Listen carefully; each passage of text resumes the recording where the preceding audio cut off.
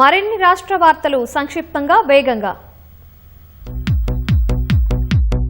మెదక్ కలెక్టరేట్లో జరిగిన ప్రజావాణిలో అర్జీ ఇచ్చేందుకు వచ్చిన ఓ వ్యక్తి మద్యం మత్తులో హల్చల్ చేశాడు. అధికారులకు అర్జీ ఇచ్చి బయటకు వెళ్లాలని చెప్పినా వినిపించుకోకుండా పోలీసుల పట్ల దురుసుగా ప్రవర్తించాడు. దీంతో అతన్ని ప్రజావాణి హాల్ నుంచి బయటకు తీసుకువెళ్లారు.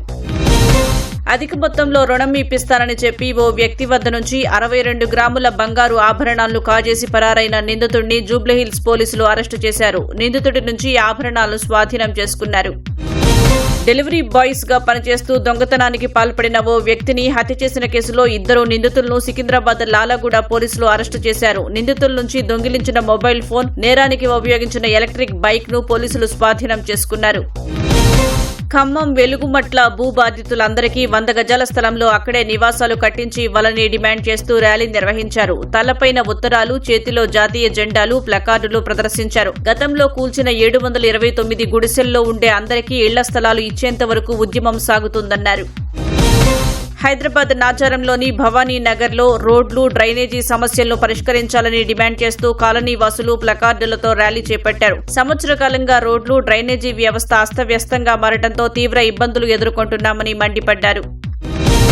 భవన నిర్మాణ కార్మికుల పట్ల సెంట్రింగ్ కార్మిక సంఘాలు, గుత్తేదారులు చేస్తున్న ఆరోపణల నేపథ్యంలో ఈ నెల 10వ తేదీ నుంచి సమ్మె చేయనున్నారు. భవన నిర్మాణ రంగ కార్మికుల సంఘం ఆధ్వర్యంలో పెద్ద ఎత్తున కార్మికుల ఆత్మగౌరవ సభ హైదరాబాద్ దోమలగూడలో జరిగింది. ఏళ్లుగా పెండింగ్ ఉన్న కాంట్రాక్టర్ల బిల్లులను వెంటనే చెల్లించాలని బిల్డర్స్ అసోసియేషన్ ప్రతినిధులు కోరారు. చెలో హైదరాబాద్ కార్యక్రమ విజయవంతానికి నిజామాబాద్, నల్గొండలో సన్నాహక సమావేశం నిర్వహించారు. బకాయిలు చెల్లింపు కోసం ఈ నెల 18న హైదరాబాద్ లో జరిగే మహాసభను జయప్రదం చేయాలని పిలుపునిచ్చారు. పెద్దపల్లి జిల్లా మంథనిలో తొలిసారిగా గీత పారిశ్రామిక సహకార సంఘం ఎన్నికలు కోఆపరేటివ్ సహకార శాఖ ఆధ్వర్యంలో బ్యాలెట్ ద్వారా నిర్వహించారు. మంథని గీత పారిశ్రామిక సహకార సంఘంలో 2 మహిళా డైరెక్టర్ పదవులు ఏకగ్రీవం కాగా 7 డైరెక్టర్ పదవులకు 11 మంది పోటీ పడగా ఎన్నికల ద్వారా వారిని ఎన్నుకున్నారు.